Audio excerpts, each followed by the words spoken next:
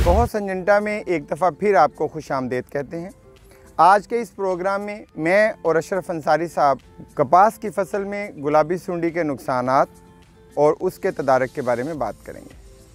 गुलाबी सुंडी कपास की फसल का एक इंतहाई ख़तरनाक कीड़ा है जो कि काश्तकारों का दोहरा नुकसान करता है। फसल को खाकर या टिंडों के अंदर घुसकर काश्तकार का नुकसान करती है और इन मुतासरा टिंडों से जो फूटी काश्तकार को हासिल होती है वो पीले रंग की लो क्वालिटी फूटी होती है और ऐसी प्रोड्यूस जब मंडी में जाती है तो हमारे काश्तकारों को उसकी कम कीमत मिलती है, जिसकी वजह से काश्तकारों का दोहरा नुकसान होता है। कपास की फसल में दूसरे कीड़ों की तरह गुलाबी सुंडी की भी 4 हालतें होती हैं: अंडा, लार्वा, प्यूपा और परवाना। गुलाबी सुंडी के अंडे से लार्वा निकलने के आधा घंटे के बाद वो लार्वा नन्ही सुंडी ऐसे टिंडे के अंदर दाखिल हो जाती है जिसकी उम्र 14 से 21 दिन होती है। 12 से 14 दिन वो उस टिंडे के अंदर एक बनोले से दूसरे बनोले के तक अपनी सुरंग बना के अपनी खुराक हासिल करती है और लार्वा हालत उसी टिंडे के अंदर मुकम्मल करती है। तीसरी हालत गुलाबी सुंडी की प्यूपा है जो कि ज़मीन में होता है और चौथी हालत उसका बालक परवाना है। इन 4 हालतों में काश्तकार का जो मुआशी नुकसान करती है वो लार्वा करता है। अब हम अशरफ अंसारी साहब से पूछेंगे कि कपास की फसल में गुलाबी सुंडी की मुआशी नुकसानदेहत जानने का क्या तरीका है और काश्तकार गुलाबी सुंडी को कपास की फसल में कैसे कंट्रोल कर सकते हैं। बहुत शुक्रिया फ़रक साहब, आपने मुझे मौका दिया। तो इसकी मैं बात करूंगा सबसे पहले कि इसकी पेस्ट स्काउटिंग हम कैसे करें। पेस्ट स्काउटिंग इसकी 2 तरीके से की जाती है। एक तरीका हमारा है जो कि हम फेरामोन ट्रैप जो है वो खेत में लगाते हैं। फेरामोन ट्रैप जो है उसका जो स्टैंडर्ड है वो एक फेरामोन ट्रैप 5 एकड़ में लगाया जाता है। तो उसको जब लगाना है तो उसको आपने प्रॉपर मॉनिटर करना है। प्रॉपर मॉनिटर करने का मेरा मतलब ये है कि आपको रोज़ाना की बुनियाद पे जाके उसको देखना है। अगर उस डिब्बे में 3 परवाने 3 मुसलसल रातें, यानी कि पहली रात 3, दूसरी रात 3, तीसरी रात 3 अगर परवाने आपको उसमें आ रहे हैं तो आपको बग़ैर किसी को पूछे, बग़ैर किसी से कंसल्ट किए आप जाके मार्केट से एक अच्छा स्टैंडर्ड का स्प्रे लेके आएँ और अपनी क्रॉप के ऊपर करते हैं। हाइट के ऊपर परवाना मूव नहीं करता। परवाना मूव करता होता है 1 से 1.5 फीट के अंदर पौधे के ऊपर। तो अगर उस रेंज में हमारा फेरामोन ट्रैप लगा होगा तो वो उसको कैच करेगा, वो उसमें परवाने आएंगे क्योंकि उसमें जो ल्योर है वो लगा हुआ है। दूसरा जो तरीका है वो मॉनिटरिंग का वो है कि हमें पेस्ट स्काउटिंग इसकी करनी है।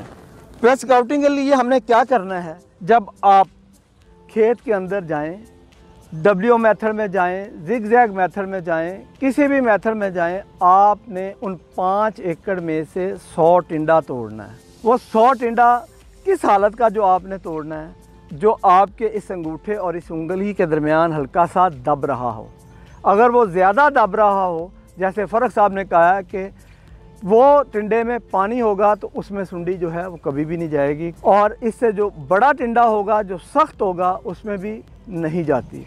जो इन्होंने बताया कि 14 से 21 दिन का टिंडा जिसको आप इस उंगली और अंगूठे के दरमियान रख के दबा सकते हैं हल्का सा, उस टिंडे को आपने फील्ड से तोड़ लेना है। 100 टिंडे तोड़ के आप खेत से बाहर आके सायादार जगह के नीचे उनको डाइसेक्ट करना है। आपने उस छुरी से इस लोकुलाई को यूं काटना है, काट के फिर आपने उसको यूं खोलना है। खोल के उस पर आप अगर देखेंगे तो इसकी एक एक लोकुलाई को आपने खोलना है। अगर ये लाकुलाई का बाहर का हिस्सा है तो ये अंदर आप देखेंगे बिल्कुल वाइट होता है, और इसके ऊपर अगर आपको फिंसी बनी हुई वो अगर नज़र आती है या कोई चीज़ उभरी हुई उसके अंदर नज़र आती है या उसके अंदर लाइनें बनी हुई नज़र आती हैं तो वो समझ लें कि उस टिंडे के अंदर गुलाबी सुंडी का बच्चा जो है, लार्वा जो है वो चला गया है। अगर आप उस फिंसी के सामने जो रुई आपको नज़र आ रही होगी उसको देखेंगे तो वहाँ पे आपको येलो डॉट जो है वो नज़र आएगा। उस डिप को अगर आप देखेंगे तो लार्वी आपको मिल जाएगा। जैसे मैंने बताया कि लार्वी सफ़ेद कलर का होगा लेकिन उसका हेड ब्लैक होगा। ये फर्स्ट और सेकंड स्टार भी आप पहचान सकते हैं, तो उसको सुई के साथ बाहर निकाल के आप दिखा सकते हैं कि ये है जी। तो डाइसेक्ट करने के बाद आपने देखना है कि अगर उसमें से 5 टिंडे, 100 में से 5 टिंडे डैमेज है तो इसका मतलब है कि उसका इकोनॉमिक थ्रेशोल्ड लेवल जो है वो आ गया है, आपको इमीडिएट स्प्रे की तरफ जाना है। जो क्रॉप हमारी अप्रैल में फ्लावर्स के ऊपर आती है, मई में फ्लावर्स के ऊपर आती है, तो ये फ्लावर्स के ऊपर आता है और फ्लावर्स आपको मदानी नुमा जो हैं वो मिलेंगे। उस फ्लावर को आपने खोल के देख लेना है। वो इसकी पहचान करने का एक सबसे आसान तरीका है कि वो मदानी नुमा है। अगर आप उसको खोल के देखेंगे तो उसके अंदर सुंडी जो है वो खा रही होगी पोलन। उससे परेशानी वाली बात नहीं, लेकिन आपको उसने वार्न कर दिया है कि मैं हूँ यहाँ पे, जैसे ही फ्रूट आएगा मैं आ जाऊँगा। अब आ जाए हम उसकी मैनेजमेंट की तरफ। मैनेजमेंट के लिए बहुत सारे मार्केट में प्रोडक्ट जो हैं वो मौजूद हैं। मार्केट में बहुत सारे प्रोडक्ट मौजूद हैं। आपको जो सेफ़ और इफ़ेक्टिव प्रोडक्ट्स हैं वो स्प्रे करने हैं। स्प्रे कब करना है, this is very much important, ये बहुत अहम है। सुबह 8 से 9 बजे का जो टाइम है उसमें इसकी सबसे ज़्यादा मूवमेंट जो है वो टिंडे के अंदर जाने की जो है वो पेनिट्रेशन हो रही होती है। तो आपको वो टाइम सेलेक्ट करना चाहिए जिस वक्त लार्वा एक्टिव होकर टिंडे के अंदर जा रहा है। अगर उस वक्त आप उसको हिट करेंगे तो आपका बेहतर कंट्रोल आपको मिलेगा। बहुत शुक्रिया अंसारी साहब, आपने गुलाबी सुंडी की मुआशी नुकसानदेहत और उसके कंट्रोल का तरीका बड़ी तफसील में बताया।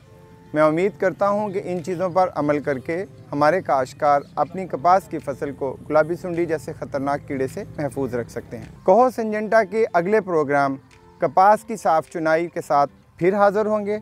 देखते रहें कहो सिंजेंटा के साथ।